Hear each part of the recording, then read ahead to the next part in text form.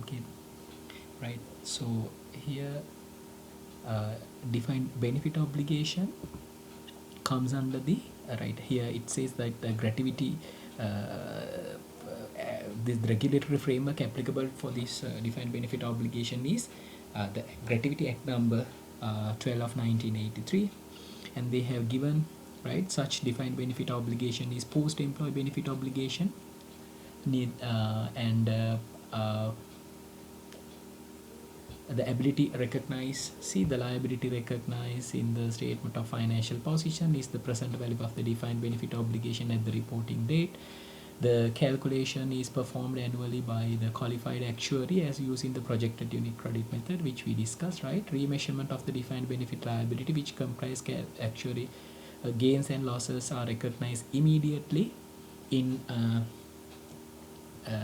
other comprehensive income. The group recognized increase in defined benefit liability attributable to service provided by employees during the year under the current service cost in the profit or loss together with the interest expense in the absence of deep market in long-term corporate bond in Sri Lanka. The discount rate has been derived and approximation of the long-term interest rate 10.5% has been used to discount the future liabilities. The liability is not actually funded, right? See, those kind of things you need to disclose, right? Again, under the second part we discussed explanation of the amounts in the financial statement. In the statement of financial position, the net defined liability asset and net defined liability asset is recognized subject to the asset ceiling. So reconciliation should be provided for the notes, right? අපි හදුවේ reconciliation එක තියෙන reconciliation එක පෙන්වන්න ඕනේ කියලා තියෙනවා. So this is the reconciliation that they have given at the beginning of the year. And see the statement of profit or loss, what you record in the statement of profit or loss, what you recorded in the other comprehensive income, and the closing liability, right? So that disclose. And see, in addition, the fair value of the plan asset should be separated into classes at the and that distinguish the nature and the risk of those classes of assets, right? ඒ කියන්නේ අපි මොන assets වලද invest කරලා තියෙන, ඒ assets වල මොනවද තියෙන class the risks. ඒ කියන්නේ උදාහරණයක් විදිහට අපේ company එකේ defined benefit plan එක අපි invest කරලා තිබ්බොත් shares වල අපි invest කරලා තිබුණොත් fixed deposit වල ඒ වගේ different risk categories you want to show. Significant actuarial assumption used, මොනවද use කරපු actuarial assumption, and amount and timing the uncertainty of the cash flow. Especially වාට තියෙනවා මෙන්න මේක ඇතුලේ මේ sensitivity analysis for each significant actuarial assumptions, right? We'll see.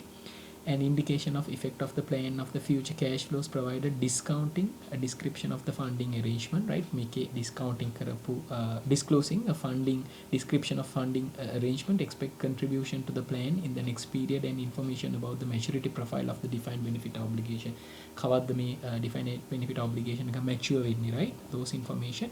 So see here, basically we have given you the assumption that we use, right? See the discounting rate we have used, salary increment rate, and especially the mortality factors and the retirement age of the employees and staff turnover factors, right? Also they have calculated here the sensitivity analysis. මොකද මේ sensitivity analysis කරන්නේ මේ එක assumption එකක් change කරොත් මේ discounting rate එක 100කින් වැඩි වුණොත් මොකද වෙන්නේ වාගේ liability එකට, මොකද P&L එකට තියෙන impact එක. See rate of discount, if 1% increase what happened to the liability, 1% decrease what happened to the liability, and if the salary increment rate is increased by 1%, what is the impact, right? Likewise, it has to be given a sensitivity analysis. So those are the basic information that you should do in as a disclosure in the financial statement, right? So that is the defined benefit plans disclosures, right, which we discussed. And there are some multi-employee plans and other long-term employee benefit also. You can just read through and get an idea about this part. So that's how that's the end of the employee benefit standard. I think you got an idea about the employee benefits. You can refer the employee benefit standard, right? Okay.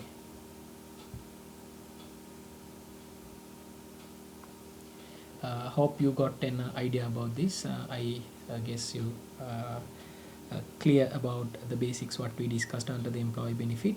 Especially we discussed about four types of employee benefits and how to account for each main two categories, that is short-term employee benefit and the post-employee benefit.